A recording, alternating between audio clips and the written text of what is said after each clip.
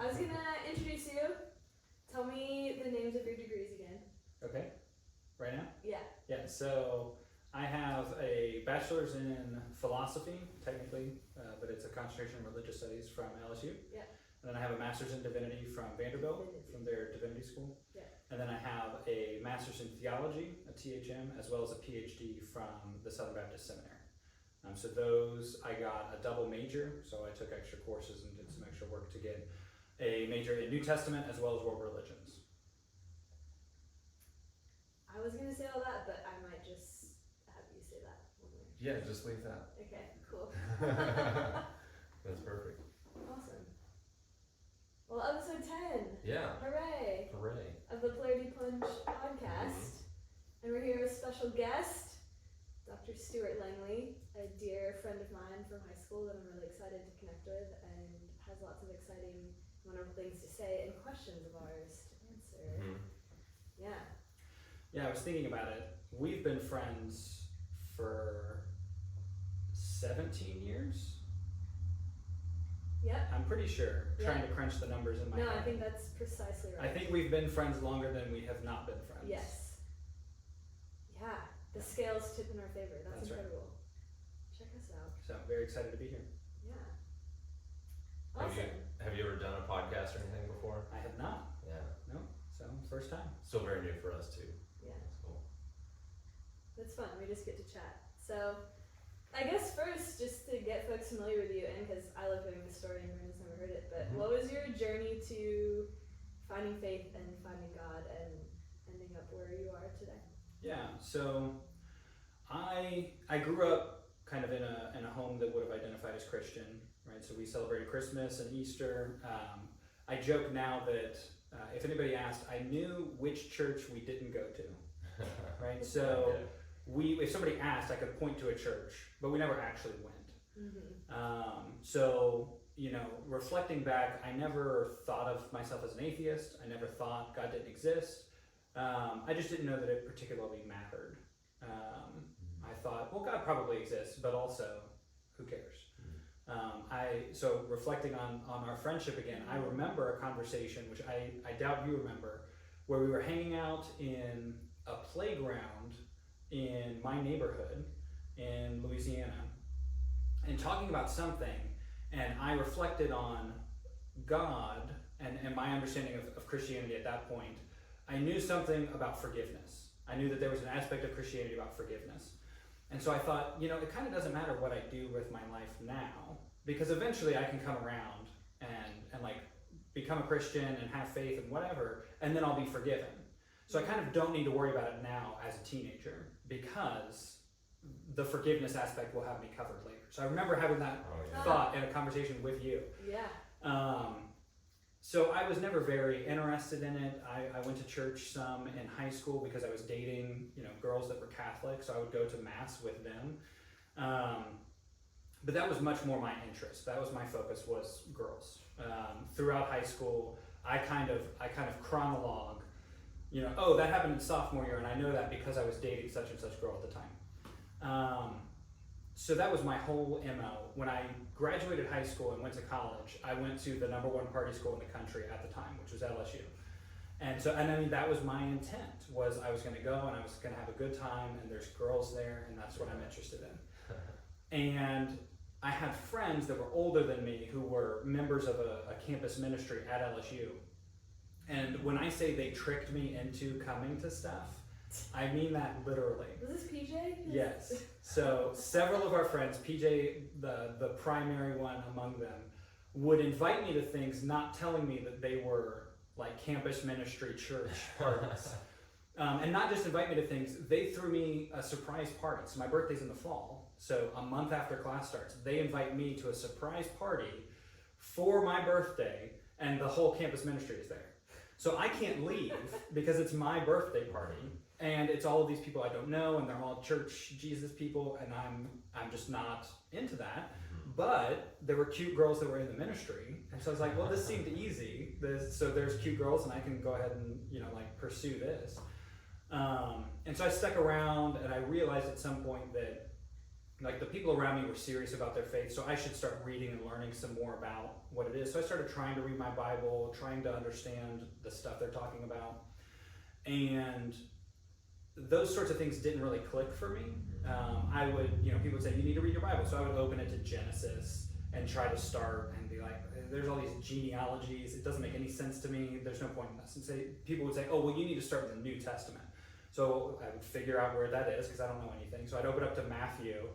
And Matthew 1 is genealogies. I'm like, this is the same thing you told me to avoid. And so it still wasn't really clicking. At some point, I think in October, again, this has to do with you, I had made plans to come and visit you when you were in college. Mm-hmm. And I don't remember why, for some reason I bailed. I'm pretty sure I didn't feel like making the drive that weekend or something. So I came up with an excuse and canceled on you. And my weekend was free, and all of my friends at LSU were going to this campus retreat. So they were all going to a retreat in the woods and campfires and whatever.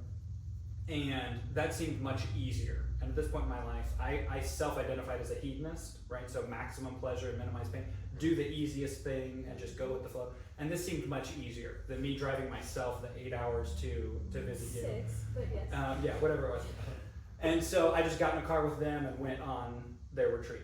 And the first night that I was there, the sermon that they preached really changed something for me because it focused on really, I had been trying to pursue understanding God with my mind, and the focus was much more on knowing facts about God is not the point.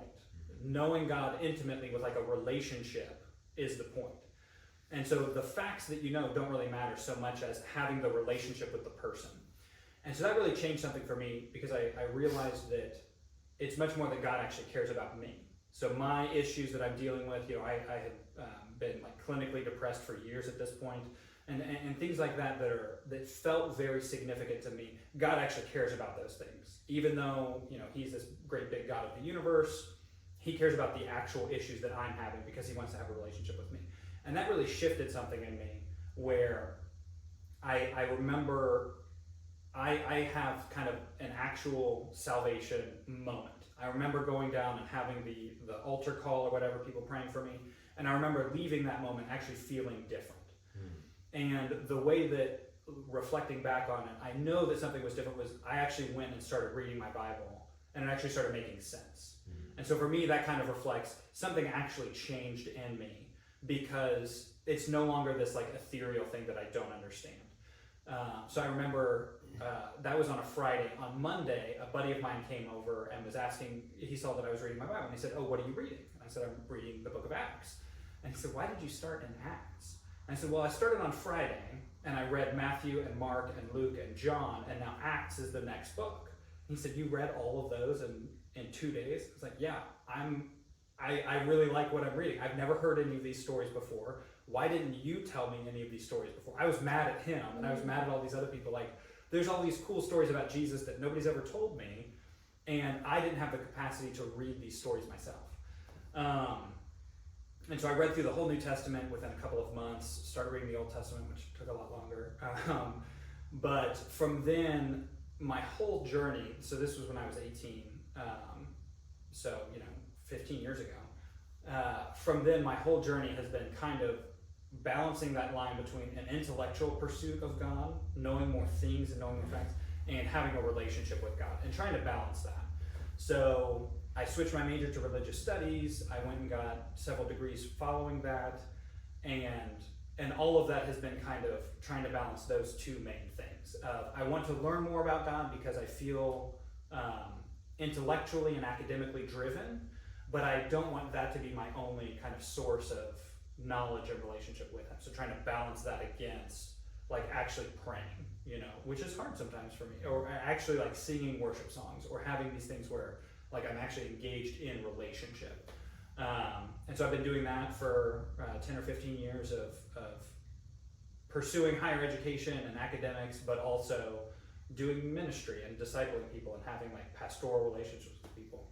And so that's kind of my journey with where I'm at now. I'm involved in this church that I work at, or that I attend, where I do Sunday school and I teach classes sometimes and stuff like that. And then, my main thing is being a stay-at-home dad. I stay home with my kids, and I teach them little things about Jesus whenever I can, and try to kind of dumb down the intellectual things that I'm reading in these, scholarly articles to interest my 3-year-old. So that's kind of where I'm at now. Beautiful, beautiful, beautiful. Do you have things to say? Oh, I don't know. I was just trying to think if I had any. I mean, yeah, I guess I was trying to think if I had any questions or anything that came from that. I guess what the most notable thing, or the thing that makes me the most curious in general, is just how people find God, the journey to faith, and I'm sure there's, like an infinite amount of different ways in which that might happen. So it's interesting hearing your story. And I certainly think it's personal for everyone, but I think that's part of the point. Kind of what I was talking about, how it's the relational aspect is that part of Christianity talks about God meeting you where you are. Yeah. And so the salvation experience should be different for everybody, because everybody's in a different place, not just in their relationship with God, but where they're at in their lives, right? Yeah. I was dealing with very specific issues, and at that moment I felt like God spoke to those very specific issues. Yeah. To where my salvation experience should be different than other people. Yeah. I think within Christianity we kind of idolize this, like, oh, I was a drug addict and I was drunk all the time and doing all these terrible things, and God like radically saved me. And within Christianity we idolize that experience to say I was doing these very bad things and now I'm not doing these very bad things. But that's not the experience for most people. And I think when we idolize that experience, we're kind of downplaying our own issues, our own failures, our own, we use the term sin, right? Sure. So we're kind of saying like, oh, I wasn't that bad of a person, right? I wasn't like those people over there. So God didn't have to do as much to rescue me as he did those people. And that's a problem, right? That's kind of putting us on a pedestal even before you come and find faith, which is not the point. Right. And so I like talking about my salvation experience because it's mediocre, right? I mean, like I had some issues that felt very personal to me, but I recognize like they're nothing compared to the real issues that other people face. Sure. But God met me in those circumstances, and I feel like changed, the course of my life. Yeah. And I think that's what the important part is that your salvation experience is supposed to be something that's personal to you, and not like trying to mimic the other experiences that other people have. Yeah. Yeah, you said something interesting, trying to find that balance between intellectualizing your relationship with God and just actually having it, feeling it, it being a relationship. That's something that I'm finding myself, I guess, doing currently. My journey to faith and finding God is very new and fresh. I mean, on the one hand, I look back over the course of my life, and there was a point where I was a militant atheist. Like I did completely and wholly reject the idea of religion and God or gods in general. And then the steps were kind of so incremental to where I am now. But there's almost this sense that I look back at the way things happen, and it almost feels as though now, when I look at how things were, it almost feels like God was with me the whole time. Yeah. And I feel like that's sort of the most profound thing, and that's not necessarily something that I've intellectualized. It's almost just a thing that now I can see. I even really resonate with how you said when you went back to read your Bible after your salvation experience, it's like the Bible all of a sudden made sense to you. The stories all of a sudden made sense. So I just find that really compelling. I don't specifically know where to go to take all this. There's so much, but yeah, the journey to faith is something now that I feel like I don't feel like I've completed it in any sort of sense, in that way, but it's just like kind of it feels like one of those things that once you see it, you can't unsee it. Sure. Yeah. And I think, I don't know that any wise Christian would say that they've completed their journey of faith, right? Yeah. I mean, there's all this talk of like, it is a journey, and it's this path that we're on, and Jesus describes it as like a narrow path that some people are on compared to the wide path that most people are on. But for him, it's a path, right? Paul talks about it as a race, Jesus talks about it as a path, but it's this idea of like an ongoing thing. Yeah. You're always going to continue to grow in your faith. You're always going to continue to like struggle with issues that you had before, and you're not going to perfect them this side of heaven. And part of that is because we're not good people, right? And part of that is because we live in a not good world, right? And so I don't know anybody that would say that they're, you know, we used to joke in college about like, oh, I've arrived, right? Like, I'm the perfect Christian now. I've finally made it. You all are still on your journey, but I've arrived. But that's, you know, it's facetious. It's not a reality for anybody, I don't think. Yeah. I think for us, something that we're talking about in our church right now is finding people that are further along in your journey than you to kind of lead the way and help you along, and find people that are not as far as you and help them and lead them along, right? So having somebody to pour into you and having somebody that you can pour into, because both of those things are important to kind of a holistic faith life, is having opportunities to help other people, but also recognizing that you still need help and that you need people that are further along than you to kind of show you the way and answer questions and help you navigate stuff. I feel like I'm gonna have all the personal questions and I'll leave Brandon all of the nuts and bolts questions, but do you remember we used to talk about all the time, can people change? Okay. And you were staunchly in this camp of people can't change, people don't change. Yeah. Do you remember where I got that from? House. That's from House, yeah. House MD, a TV show that we were obsessed with. Yeah. And you fancied yourself Dr. Gregory House. Yes. For a long time, I actively wanted to be just like the character, right? I wanted to be the smartest person in the room, and I wanted to make other people know how smart I was by putting them down, right? And that was my goal. In high school, I kind of recognized that I was not the smartest kid in the school, right? I was, you know, number 30 out of the 400 or 500 students that graduated with us. And I was in the top classes with you. But I recognized like, oh, this person is going to be the top of the class. This person is much smarter. This person is much smarter. And so I tried to kind of find other groups where I was the smartest person in the room. And I knew that I was the smartest person. And that was kind of why, was because pridefully, I valued my intellect so much that I wanted other people to also value it. I wanted other people to also recognize that about me. And at that point, the way that I thought you achieved that was by belittling people, right? And using like snarky repertoire to put other people down. And I think I've changed, right? So that would go into your point. And so yeah, I think people change. I think I still struggle with those sorts of things, right? I still struggle with wanting to be known for certain things, when even the idea of wanting to be known is a problem for me. Like, I don't think that's a good thing inside me, and I think it's something that I need to try to change, and it's a struggle. But yeah, there are aspects of my personality and my character that have changed. Some of them were kind of immediate, and some of them have taken 10 or 15 years.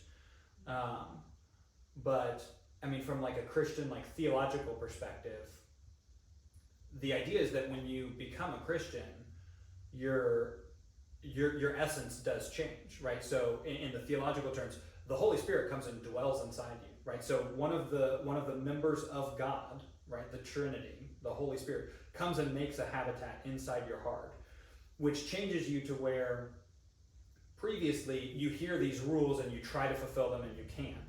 But then when the Holy Spirit comes inside you, the Holy Spirit changes your heart to make you want to obey the rules.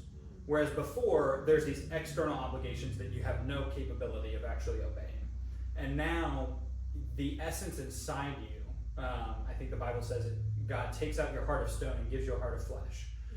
And that's the change that marks like a salvation experience, is the Holy Spirit is now inside you and you want to try to do good. When before you had these external obligations and you couldn't actually try to fulfill them. You rebelled against them, you didn't want to do them, and also if you tried, you couldn't do it. And so I think that, like in the theological kind of realm, that's the actual change, is that the corruption is no longer dominant. It's no longer all-encompassing to where you can't do anything good. So speaking too about change, Mm-hmm. you're now almost 10 years married and have two beautiful girls I got to meet for the first time today, which are precious. Fatherhood looks so good on you. It really does. Yes. Well, from the videos, you can't see how dark the bags are in my eyes. Maybe you being bad at sleeping is some part that has not ever changed. But That's right. Yeah. My every time I see my mom, she says, "You look tired." Or you look terrible, or you look worse than I've ever seen you. I'm like, yeah, you said that last week. She's like, yeah, you look worse than you did last week. So, yeah, but it's great. It's having kids is fulfilling in a way that I didn't expect it to be. I always talk about wanting kids, but I always talk about wanting a bunch of kids. And my wife and I argued about it before we actually had kids. And after I had my first kid, like the day that I had her, I thought, okay, this is enough. Like I feel, not like in a, it's too much, she's screaming too much. It was, this has fulfilled me in a way that I didn't expect. To where I don't need anything else. I don't need more. I don't need, I had a little girl. I don't need to have a boy to feel fulfilled. I don't need her to achieve something to feel fulfilled. I've got her, and that's what I want. And I don't know if you know this about me. I'm not a very emotional person. I've always erred on the side of intellectual, and the emotional aspect has always been difficult for me. And I can name, in the 2010s, I can name on one hand the times that I've cried. Right? I can think about, I had this friend from high school who committed suicide, and I cried when I found out. Or I had this circumstance that happened, and I cried when such and such happened. Very rarely in that decade. But the day that my daughter was born, I cried. And ever since then, I have been so much more like ready to tear up. Like for dumb stuff, cheesy commercials about like the dad coming home from the war and the kid running up and giving her a hug. Like I don't actually cry, but I feel much more emotive than I've ever done before. And it changed the day my daughter was born, where it opened up an aspect of me that I did not have access to before. And so yeah, I think that has changed a good bit of me as well. Where love my wife. I don't get teary thinking about how much I love her, but thinking about my kids and their future and how much I love them, I get choked up thinking about those sorts of things, which is very different for me to kind of navigate those emotional aspects. I'm leaking. Yeah, something's wrong. Yeah, I think I'm curious. We talk a lot on this podcast about masculinity and femininity, and that being kind of informed from a Christian perspective is where Brandon and I have both landed. I'm sitting here like poking fingers at all these old parts of you, and you're just so lovingly just presenting them for all to display. And I have to do the same thing as well. That I think for many years of my life, if you're a militant atheist, I was a militant feminist. We said, I don't need no man. I'm a strong, independent woman. I can do it all. I can hang with the boys. And realizing for years and years and years as I kept playing that role, it didn't actually feel fulfilling. It didn't bring me anything that I thought it would. It didn't feel better. It didn't feel right. There was just still some inkling deep in me of just like, this is not who I'm actually supposed to be. So I feel like now, for the first time, being in a really, truly healthy relationship with this really beautiful, healthy expression of masculinity and femininity, where that can just flourish in me, I'm getting to see all of this with new, fresh eyes. I'm curious what your definition of masculinity is and how that's played out through your faith and in your marriage and being a father and just your journey with that as well. Yeah. You speaking about that, again, I'm reminded of all these conversations and things that we talked about in high school. I remember having a conversation with you, and the way I remember it, I was kind of critical of you because we made some point about, it seemed like, I remember making the point, I don't know if you remember, I remember saying something about liking pink because everybody else likes pink is a problem, but hating pink because everybody else likes pink is also a problem. And I remember saying that to you at some point as kind of a criticism, where it felt like the things that you wanted to avoid, it wasn't because you didn't like them, it was because other people did. And so that seems like kind of what you're talking about with your journey in feminism, is not liking things, not because you hate them or like them or anything, but because other people want you to like them or not like them. And I remember just saying to you, like, you should like things because you like them, and you should dislike things because you dislike them. Like, being true to yourself is, in my understanding, that's the point of feminism, is women being allowed to express themselves in the way that they want, not forcing women to express themselves in, you know, militant feminist ways, right? You don't have to have the pixie haircut and whatever else, like, in order to participate in feminism. One of the questions that you all sent me before was you know, views on feminism, and my first thought was like, okay, but what like wave of feminism are we talking about? So I went and I was looking at, because I remember learning this years ago, and so I had to look through, and I was like, okay, first wave feminism was all about like the right to vote and suffrage, and I'm like, yeah, I think everybody's on board with that. Like, obviously. But then we get into like, you're talking about militant feminism. In my mind, militant feminism is the idea of like, we as a society don't need men at all. We should keep them just for breeding purposes, right? Yeah. And obviously I'm not on board with that. But I think there's some sort of like line where there are aspects of the feminist movement that are positive, where I am totally on board with, you know, obviously the right to vote, but, you know, equal pay and, you know, the Me Too movement and this addressing of dynamics of power in the workplace, particularly with regard to like sexual relationships, where, you know, if you're the president and you've got a 20-year-old intern, even if she says she consents, like the power dynamic is so absurd that that doesn't really matter, right? That even though there's an aspect of consent, there's still an aspect of like, this is not okay. And I can understand those sorts of things. I think a lot about my daughters and kind of how I want them to grow up and the type of person I want them to be. And I want them to express themselves however they like. You know, I think we kind of taught my older daughter that her favorite color was pink. I feel like we kind of might have pushed that on her because that's easy. And just recently she's decided her favorite color is not pink anymore. She told me today it's deep red and navy blue. Yes. But part of me is also, well, I know that her grandfather has a deep red truck and his favorite color is navy blue. And I also don't like that. I also don't want her to define herself based on other people. You know, whether it's the men in her life, right? Me and my father are kind of the two prominent men in her life.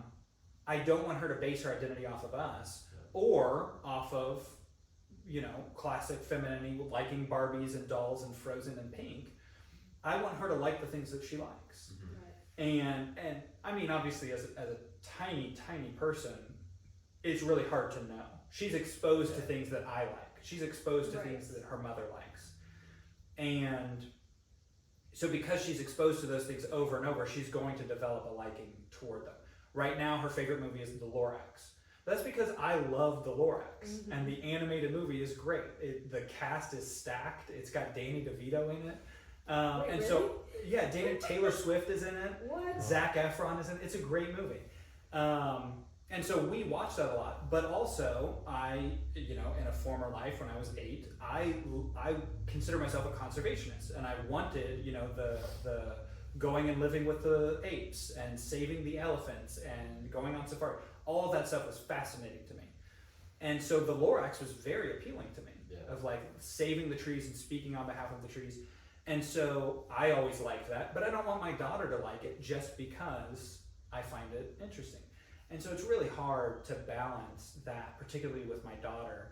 And so I think for me, I have to be true to myself and have to express the things that I like and the things that I don't like, but I also have to tell her it's okay to disagree. You know, if I like a certain kind of food, it's okay if you don't like that food. You still have to try it because you're 3 and you need your vitamins, right? But it's okay if you don't like certain things. It's okay if we have different favorite colors. It's okay if we have different views on things. So I'm trying to present that to her, and I'm also trying to present a way to navigate those sorts of disagreements, right? You know, so sitting down with my 3-year-old saying like, your mother and I have different opinions on our favorite movie. We have different opinions on our colors and our animals and whatever. But, you know, for us as Christians, we do emphasize like, we have the same opinion on Jesus, right? We have the same opinion on church and God and those things that are foundational. And so we try to emphasize those things of, pursuing God and loving other people, that's what's important. And everything else is fine, right? If you wake up tomorrow and you have a completely different favorite, whatever it is, movie or animal or color, that's all fine.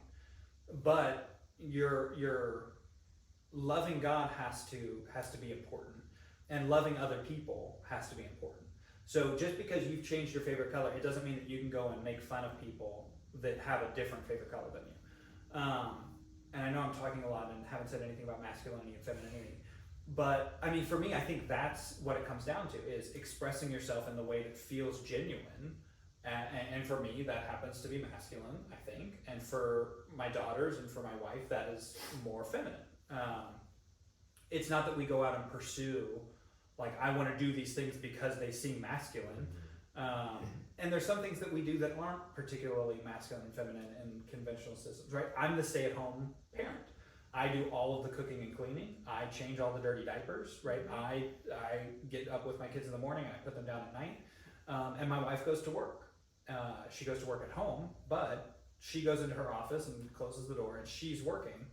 And that was a struggle for a while of trying to navigate, okay, I've graduated, I'm not a student anymore, which was always my excuse for not having a real job. Sure. And now I still don't have a real job.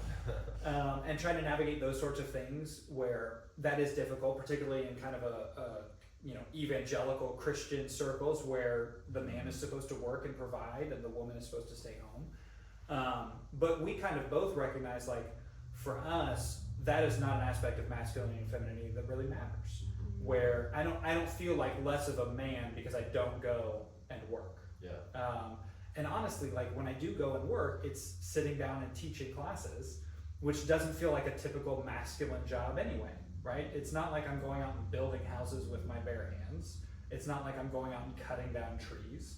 Like these things that we think of as like super masculine lumberjack things. None of that is really appealing to me in the first place. Yeah. And so that's kind of our whole dynamic. And for my kids, the focus is much more on God and on having a genuine faith, loving God and loving other people. And then everything else just kind of can work itself out. I don't know if that actually answers your question at all, but It just brings more questions, and I don't know if it answers my question, but it's still valuable and interesting to hear, for sure. Yeah, I think it's just the folks that I still know and love, and the me that used to be me, and maybe people that even are listening to this, that are still in this staunchly modern feminist, I hate men, they're all unsafe, they're awful, the audacity, etc., etc., etc. I guess just the idea then of a more Christian view of marriage or relationship in which surrender and submission and things like this just would make me so prickly and so bristly, and I would just, without even hearing two words about it, would absolutely reject. Yeah. I guess just, it's refreshing to hear a successful Christian marriage which says we figure out the parts of masculinity and femininity that are important to us, and that's what we focus on. But yeah, I guess I'm just more curious about, how has that played out in which you feel like the leader of your family? Yeah. Or what are the parts where you do feel like you embrace that masculinity and it works for you? Yeah, submission is not exactly a big catchword in modern feminism. Yeah. No, because that's a pretty common critique of Christianity from like modern. I don't want to throw around the term liberal, but you know what I mean. The kind of progressive views of marriage and relationships and whatever else. Submission is not a key word that we always talk about. And yeah, there are Bible passages that talk about wives must submit to their husbands as to the Lord, which I mean is a pretty big commitment. But the passages before that talk about men have to love their wives as Christ loves the church. And then the explanation, right, the colon after that is giving up his life for her. So you're talking about Ephesians, right? Yeah. Yeah. We literally were just in that We're reading passage. this in Tim Keller's book literally 2 days ago. Good. Yeah. And I mean, so as high as a bar as it is for a wife to look at her husband as if the Lord, I think it's a higher call to like lay down your life for your spouse. I think, and I've heard it argued that, you know, the command for the husband comes first, and so the wife only has to submit to the husband if they're fulfilling the first part, right? I've heard that argument. I don't know that I buy that. I don't know that that's the way Paul is like contriving his argument. I don't know that that's correct.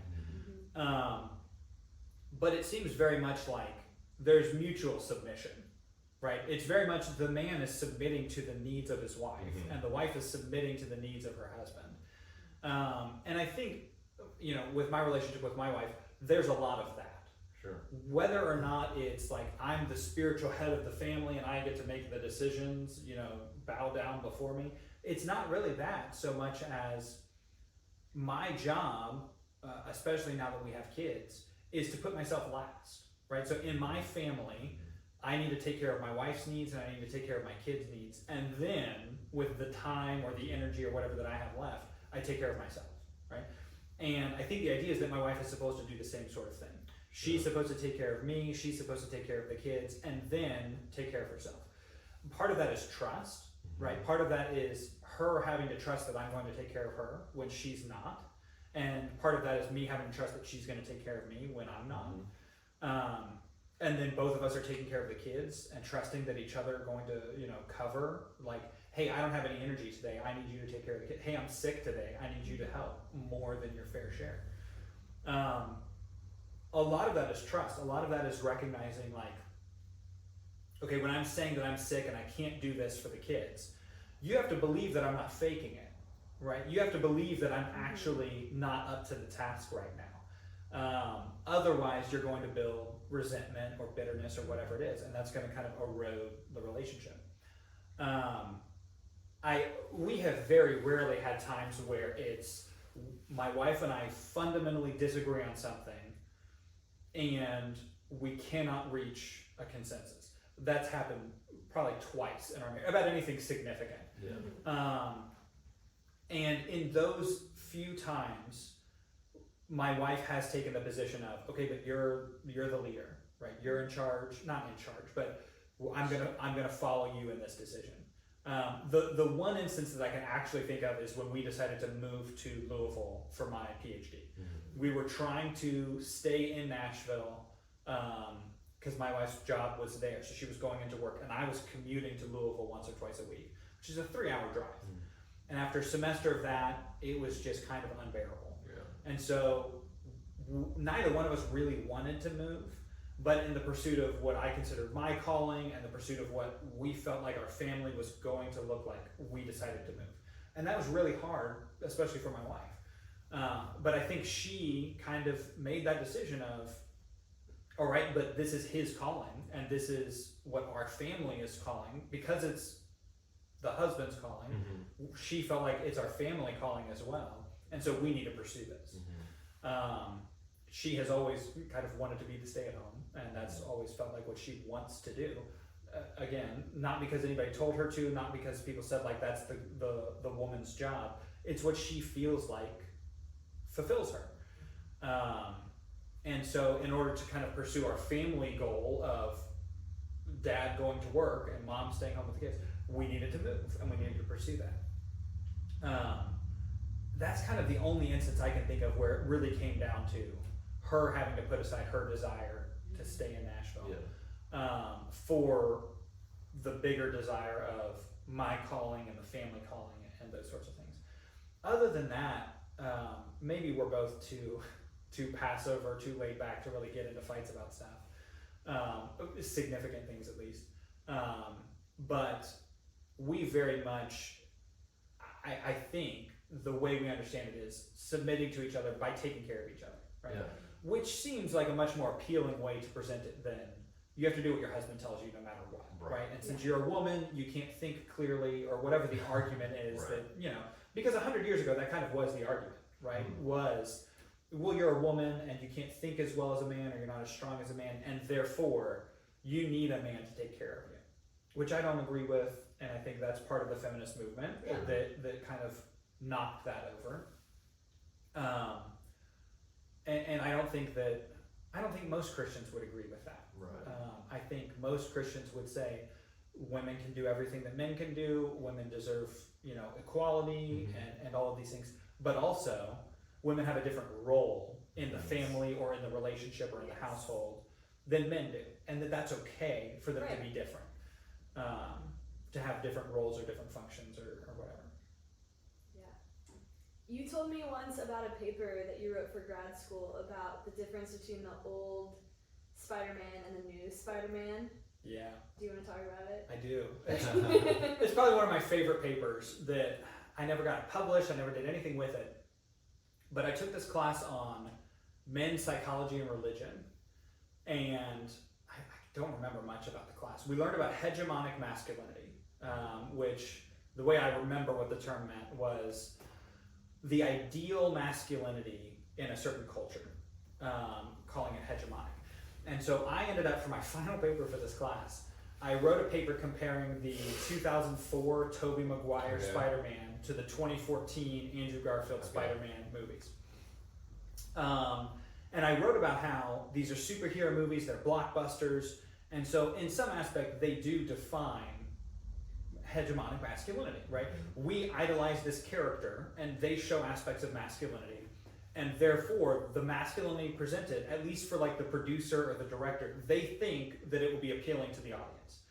And so in 2004 movie, at the end of the movie, Tobey Maguire has this interaction with Mary Jane, whoever the actress is. And she asks him point blank, "Do you love me?" He does, but he lies to her and says no. And the reason he does that is to keep her safe. Right, he's Spider-Man now, he has obligations, he doesn't want her to get hurt. So he lies to her and says no, to protect her. And that is kind of the virtuous masculinity presented. The what we would consider like a typical superhero, right? Captain America, doing what's right, no matter what. In the 2014 movie, Andrew Garfield has a similar conversation with, in this movie, it's Gwen. Where at the end of the movie, Gwen's dad dies, and makes Andrew Garfield promise to keep her out of it, right? Don't tell her you're Spider-Man, stay away from her to keep her safe. And at the end of that movie, Andrew Garfield makes some comment about some promises are meant to be broken. He says it to Gwen, implying that he's not going to leave her alone. That his desire for the girl trumps his commitment to keep her safe. And so both movies end with Spider-Man lying to the girl, but the first movie was to keep her safe, and the second movie was to fulfill Spider-Man's desires.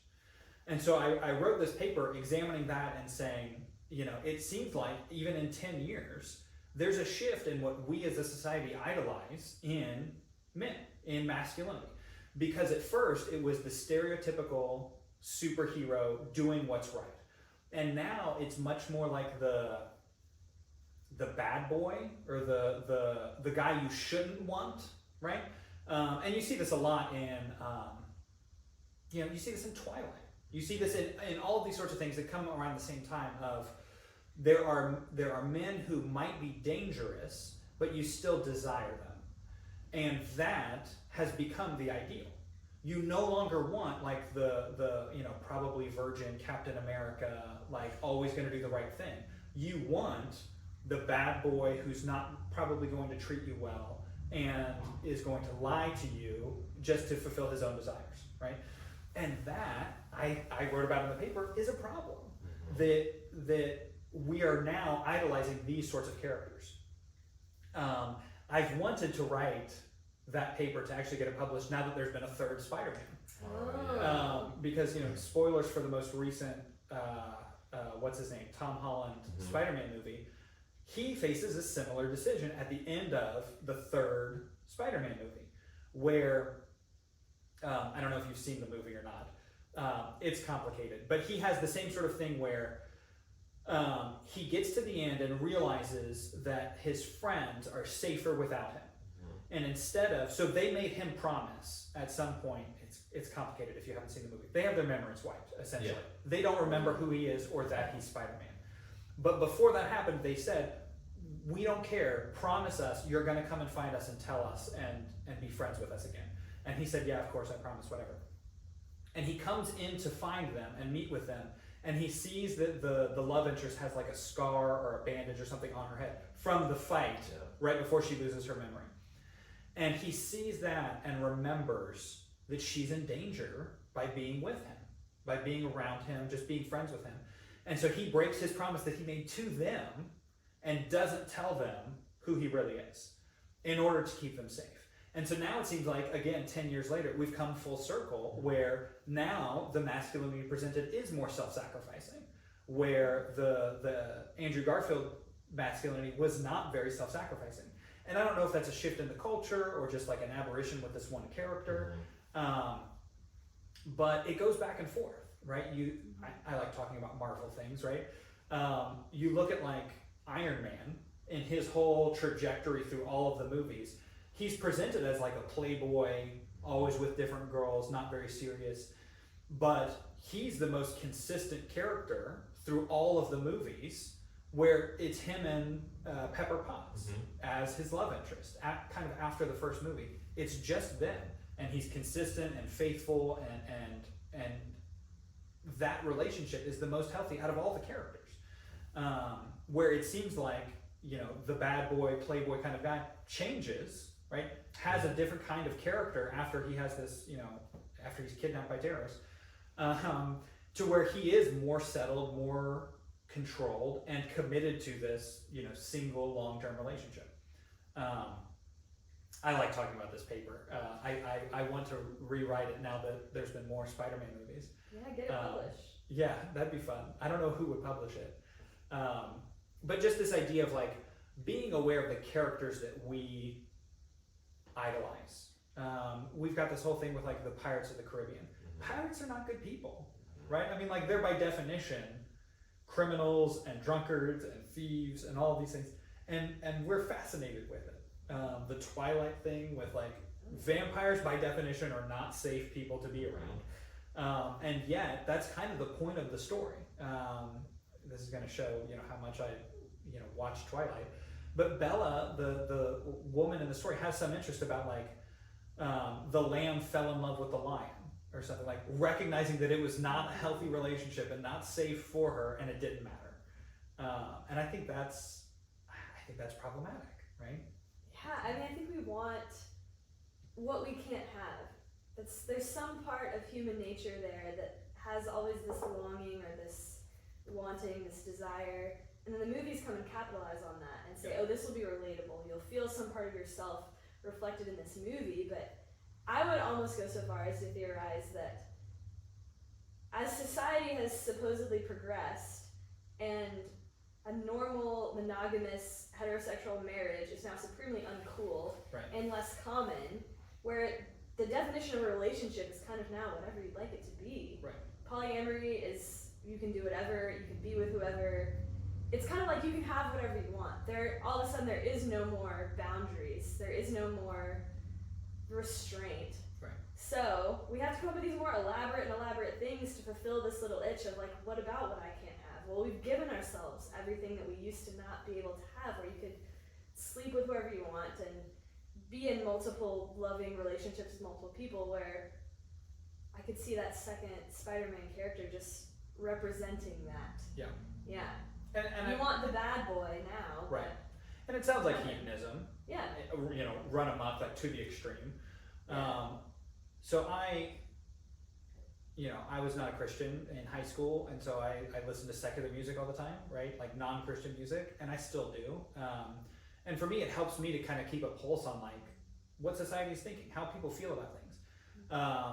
John Mayer has this song called "Something's Missing," and in it he talks about, I've got money, check. I've got girls, check. I've got messages waiting for me on the phone, check. He's got all this stuff, but something is missing. Something still feels like it's missing. And I look at that from kind of a Christian perspective and say, yeah, like I understand what that is. Like these things that you're pursuing are not going to fulfill the void that you feel from not having a relationship with God. You know, and from my perspective, that's kind of what a lot of these pursuits are. People are in this relationship and it's not fulfilling, so they have another relationship on top of it, or they go into a different kind of relationship or whatever it is, where they're told that a marriage is going to be fulfilling, but it's not. they get into it, they're 5 years in, and it's not fulfilling the way that they were told that it would be. So they either get a divorce, or they have an affair, or they bring somebody else into the relationship, or whatever it is, to try to fill that void, not recognizing that it's something over here that you're not even pursuing, right? It's this relationship with God, it's this life of faith that is actually going to fill the void that you experience. And the money that you're pursuing in your career, or the relationships that you have, or whatever it is, isn't going to fill that void. And I don't think John Mayer intended for that to be the point of the song, but I hear that and I think, I know exactly what he's talking about. And the point that it's a hit song tells me that other people know what he's talking about too. That people who, from the outside, appear successful, have this great job and they're making lots of money, or have this, great relationship with these kids. They've got all these kids that are great and high achieving students and whatever, and they still feel empty. And I think that's why, is because ultimately, when you do those things, you're doing them for yourself, right? You're in a long-term relationship. Apart from God, your long-term relationship is about you, right? It's about fulfilling your own desires and making sure your own needs are met. But when you bring God into the equation, then the relationship isn't about you. It's not even about the other person, right? It's about God. And that is much more fulfilling, because there's a sense of purpose that goes beyond just you. It goes beyond just your relationship, to where it feels universal, right? That my relationship with my wife is not primarily about me. It's not primarily about her. It's primarily about reflecting God well to other people. So I know that the way that I love my wife and the way that she loves me primarily shows our kids how God loves them, right? And that is much more meaningful than anything that my wife and I do in our relationship for or to each other, right? And I think, so we talk about like submission as a bad thing. Submission is what gets us to that point where our relationship is not about us, it's about God. It's about something greater than both of us. And so we can point to our kids or our neighbors or whoever and say, this is how much God loves you, right? Like, it doesn't matter what my wife does, I'm still going to love her, I'm still going to stay with her, and I'm still going to put her needs before my own. Even if she's not submitted to me, even if she's not putting my needs first, even if she's this terrible person, which, she's not, that it doesn't matter, because I have made a covenant with God, right? And that's the decision that's important.